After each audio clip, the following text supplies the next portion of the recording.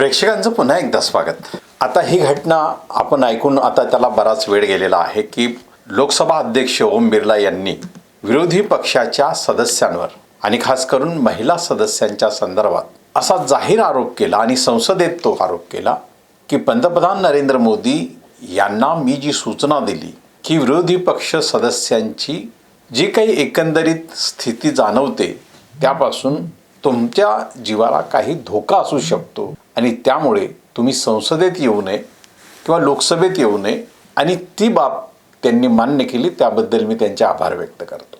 लोकसभा अध्यक्षांचं हे वक्तव्य मुळातच भारतीय लोकशाहीच्या चौकटीमध्ये न बसणार आहे। लोकसभा अध्यक्ष हा भारतीय संविधानानुसार त्यांना जे अधिकार प्राप्त आहेत त्या अधिकारानुसार सर्व पक्षांचे सदस्य, मग ते विरोधी पक्षांचे असो की सत्ताधारी पक्षांचे असो, हे लोकसभा अध्यक्ष यांच्या समोर सर्व समान असतात। कारण लोकसभा अध्यक्ष हे कुठल्याही पक्षाच्या अभिनिवेशाने किंवा कुठल्या पक्षाच्या बाजूने ते कार्य करू शकत नाही, ही त्यांच्याकडून संविधानाने केलेली अपेक्षा आहे, किंबहुना ती संविधानाने दिलेली जबाबदारी आहे। परंतु वित्तीय अधिवेशन 1 फेब्रुवारीला सुरू झाल्यापासून या अधिवेशनामध्ये राष्ट्रपती द्रौपदी मुर्मू यांच्या भाषणावर धन्यवाद प्रस्ताव यावर बोलण्यासाठी सभागृहामध्ये विरोधी पक्ष नेत्याने एकंदरीत राष्ट्रपतीच्या भाषणामध्ये येणारे मुद्दे हे देशाच्या सर्वंकष म्हणजे सरकार ज्या ज्या गोष्टींचं प्रतिनिधित्व करत आहे त्या सगळ्या विषयांना धरून ते असतं। त्यामुळे आंतरराष्ट्रीय पातळीवरचं जे राजकारण आहे, विदेश नीती आहे, ही सगळी सरकारला बघावी लागते आणि त्या अनुषंगानं विरोधी पक्षनेत्यांनी जेव्हा धन्यवाद प्रस्तावावर बोलायला सुरुवात केली तेव्हा त्यांना बोलू दिलं गेलं नाही आणि विशेष म्हणजे सत्ताधारी सदस्यांकडून आणि यामध्ये ज्या अभिनिवेशाने लोकसभा अध्यक्ष ओम बिर्ला यांनी त्यांना बोलायला मज्जाव केला ते पाहता विरोधी पक्षनेत्याने स्वतः त्यांना प्रश्न विचारला की त्यांनी जे उद्धृत करण्यासाठी जो लेख त्या सभागृहामध्ये आणला होता की मी यावर बोलू शकतो का, तर लोकसभा अध्यक्ष म्हणतात की नाही। मग मी याची किमान डिस्कस किंवा याची किमान माहिती तरी वर्णन करू शकतो का, तर ते म्हणाले नाही। यावर विरोधी पक्षनेत्याने एक प्रश्न विचारला की तुम्ही मला सांगा की मी काय बोललं पाहिजे, हे आता तुम्हीच मला सांगा। तर ही एक नोकझोक होती एकमेकांच्या विषयी। परंतु त्यानंतर विरोधी पक्षनेत्याला बोलू न दिल्या गेल्यामुळे आणि हे सभागृह हे निम्मे संख्येने व्यापलेलं आहे, सत्ताधारी पक्षाकडे थोडीशी संख्या अधिक आहे, त्यामुळे केवळ त्या बळावर ते यापूर्वीच्या 2 टर्म ज्या झाल्या 2014 आणि 2019ची या टर्मनुसार ते सत्ता सध्या तरी संचलित करू शकत नाही, कारण भारतीय जनता पक्ष हा पूर्ण बहुमतात नाही। हे एनडीएचं सरकार आहे, परंतु त्याचबरोबर इंडिया आघाडीचाही जो ब्लॉक आहे तो देखील 200च्या पुढे सदस्यांचा आहे, त्यामुळे हे सभागृह निम्मे असं सभागृह आहे। परंतु या सभागृहामध्ये जेव्हा पंतप्रधानांना बोलू न देण्यासाठी विरोधी पक्षांच्या सदस्यांनी आणि खास करून महिला सदस्यांनी जी भूमिका घेतली त्या भूमिकेमध्ये लोकसभा अध्यक्ष ओम बिर्ला यांनी जी भूमिका घेतली ती भूमिका अर्थात त्यांनी दुसऱ्या दिवशी निवेदित केली। म्हणजे जर ते लोकसभेत येतील तर मी त्यांना मेजर नरवणे यांनी जे पुस्तक लिहिलेलं आहे ते पुस्तक त्यांना भेट देईल असं राहुल गांधी यांनी सभागृहात सांगितल्यानंतर पंतप्रधान येणारच नाहीत असा विश्वासही विरोधी पक्षनेते राहुल गांधी यांनी व्यक्त केला होता।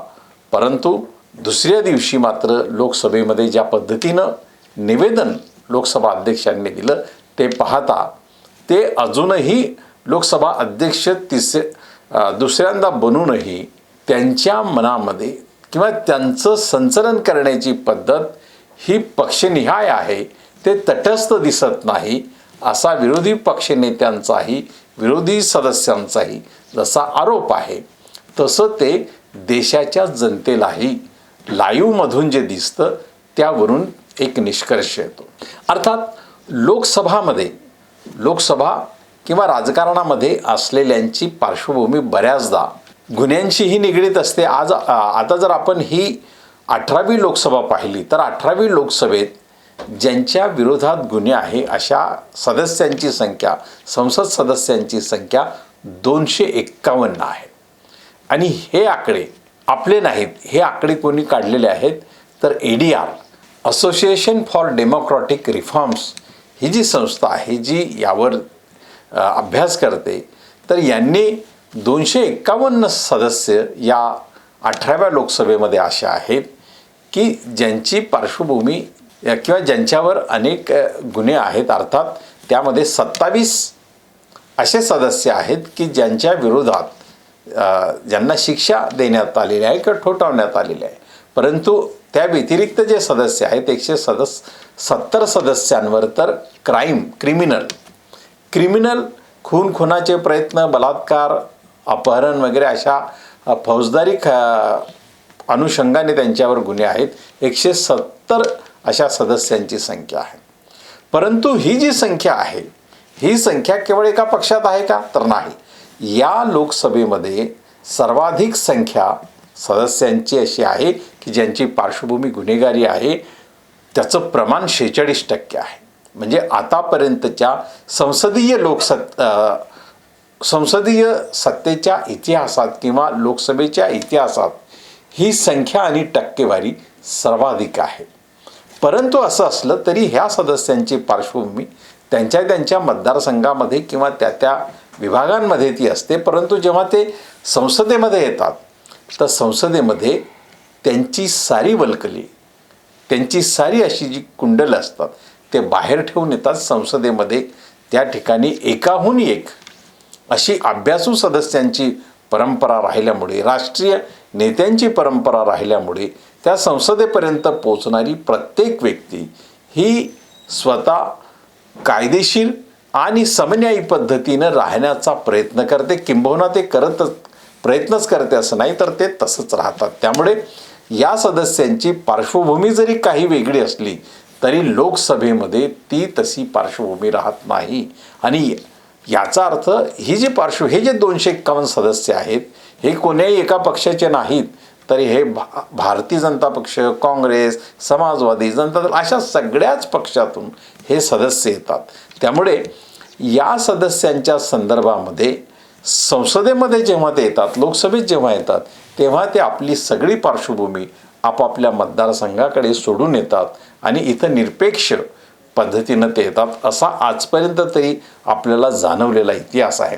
आणि अशा वेळी जेव्हा त्या संसदेचे प्रमुखच किंवा त्या लोकसभेचे प्रमुखच ज्यांच्यावर जबाबदारी आहे आपल्या सदस्यांची संरक्षण करण्याची, आपल्या सदस्यांच्या संदर्भात विशेष अधिकार जसे आहेत, म्हणजे सदस्य शिस्त पालन करत नसतील तर त्यांना सभागृहातून निष्कासित करणं, त्यांना शिक्षा देणं हे जसे अधिकार आहेत, तरी तसा कुठलाही प्रस्ताव स्वीकारायचा की नाही याचे अधिकार लोकसभा अध्यक्षाला आहेत आणि ते वेळोवेळी ठरवावं लागतं.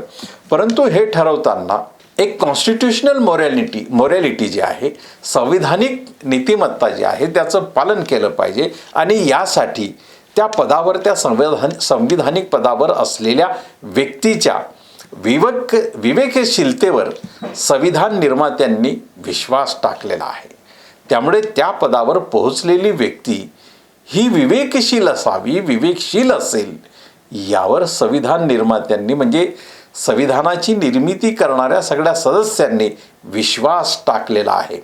आणि तो जेव्हा विश्वास त्याला तडा जातो तेव्हा अशा प्रकारचं वक्तव्य समोर येतं का? म्हणजे ओम बिर्ला लोकसभा अध्यक्ष यांचं हे वक्तव्य निश्चितपणे म्हणजे कोणत्याही सभागृहातील सदस्यांच्या विषयी त्यांनी घेतलेला एक बायस दृष्टिकोन आहे अशा पद्धतीनं ते समोर येतं. परंतु यावर देशभरात चर्चा होते आहे, देशभरात यावर टीकाटिप्पणी होते आहे. परंतु सत्तेच्या अनुषंगानं गेली काही वर्ष आपण पाहतो आहे अशा चर्चांचा कोणताही परिणाम संविधानिक पदावर असणाऱ्या व्यक्तींच्या विवेकावर सध्या होताना दिसत नाही. आणि त्यामुळे लोकसभेतील सदस्यांच्या विषयी सभागृहामध्ये निवेदन करून केवळ त्या सदस्यांवरच संशय व्यक्त होत नाही, तर समग्र ते सभागृह हे गुन्हेगारांनी भरलेलं आहे का, अशा प्रकारचा संदेशही त्यातून जाऊ शकतो. त्यामुळे हे विधान, हे निवेदन लोकसभा अध्यक्षांनी अधिक जबाबदारीने केलेलं आहे का, की त्यांना त्यामध्ये त्या निवेदनात सुधारणा करण्याची गरज होती, किंबहुना केवळ सत्ता संचालनाच्या इशाऱ्याने त्यांनी हे सांगितलं का, अशा सगळ्याच गोष्टींना या प्रकारातून आपण पारखलं पाहिजे, ताळून सुलाखून घेतलं पाहिजे. प्रत्येकाच्या विवेकशीलतेने ते जोखलं पाहिजे आणि त्यावर आपलं मत व्यक्त केलं पाहिजे. कारण लोकशाही व्यवस्थेमध्ये लोकांची मतं, लोक विचारक्षम होणं, लोकांनी विचार करणं, त्या गोष्टीला आपलं समर्थन आहे की नाही हा वेगळा मुद्दा. ती गोष्ट विवेकशीलतेला धरून आहे की नाही, अशा सगळ्याच बाबतीत ती संवैधानिक नीतिमत्तेला धरून आहे की नाही, ती ओव्हरऑल म्हणजे कोणतीही गोष्ट अशी घडत असेल लोकशाहीच्या अनुषंगानं, तर त्यावर नागरिक हा जर आपल्या लोकशाही अधिकारांच्या प्रती अधिक सजग आणि जागृत असेल, तर तो अधिक तटस्थपणे त्यावर विचार करू शकतो आणि आपली लोकशाही सुदृढ ठेवू शकतो. आणि लोकशाही सुदृढ ठेवणं म्हणजेच आपले अधिकार सुदृढ ठेवणं, आपल्या अधिकारांचं रक्षण करणं, हीच जबाबदारी भारतीय नागरिकांची आहे. नागरिकांनी यावर निश्चितपणे विचार करायला हवा. धन्यवाद. हा व्हिडिओ आवडला तर शेअर करा, लाईक करा आणि आमचे चॅनल सबस्क्राईबही करा.